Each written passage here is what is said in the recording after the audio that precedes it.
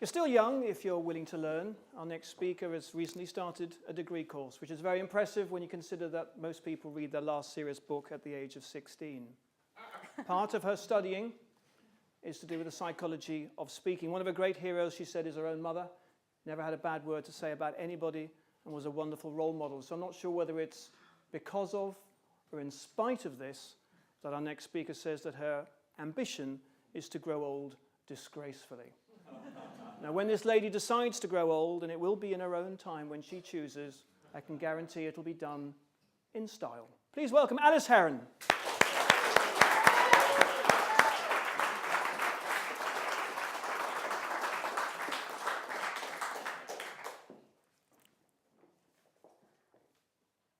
Mr. Chairman, ladies and gentlemen,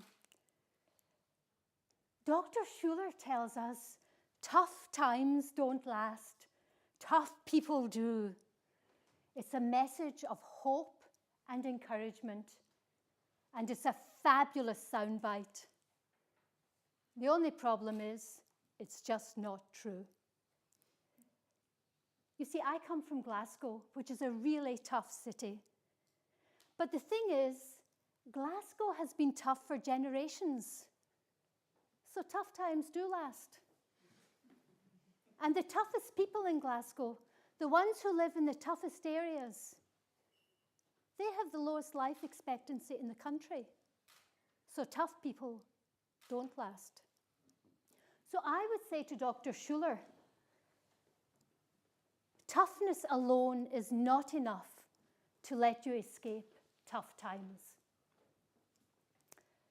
I wanted to find out more about Dr. Schuller.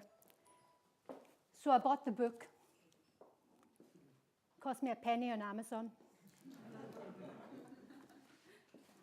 The book is actually very impressive. It turns out that Dr. Schuller is a tele-evangelist. Not just any tele-evangelist, he's the original and the best. And the book tells his story of how he started with hardly any money and no premises, and he built a religious empire. At its peak, it was turning over $50 million a year. 20 million people every week tuned in to his Hour of Power television program. But mainly, the book focuses on how he built a cathedral, a huge church, bigger than Westminster Abbey.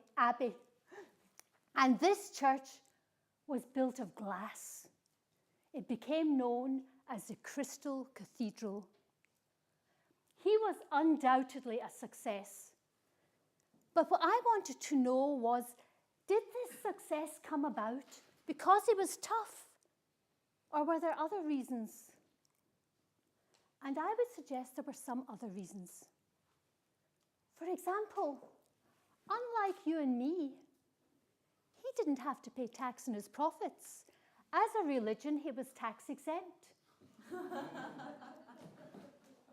And unlike you and me, when he wanted to raise money to build his cathedral, he didn't go to the bank and borrow money and pay it back and pay interest. He got his supporters and his congregation and his well-wishers to donate the money. And unlike you and me, he was able to call on an army of volunteers to help him. And this kept his wage bill to a minimum. So it's quite clear other things were involved. Toughness alone is not enough to get you out of tough times. But there's another reason why I'm skeptical about Dr. Schuller. And for me, this is the clincher. 2 years ago, guess who came knocking on Dr. Schuller's door? It was Mr. Tough Times himself. With the recession, his turnover collapsed from 50 million a year to 20 million a year.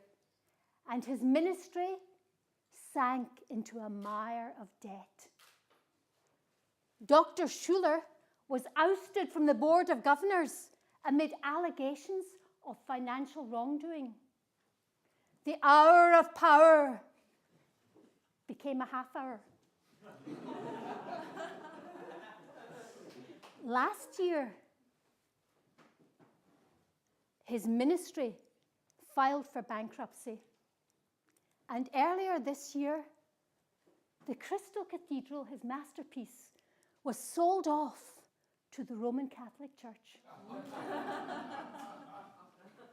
So in the end, Mr. Tough Times knocked out Mr. Tough Guy, because toughness alone is not enough to get you through tough times. Many things can help you.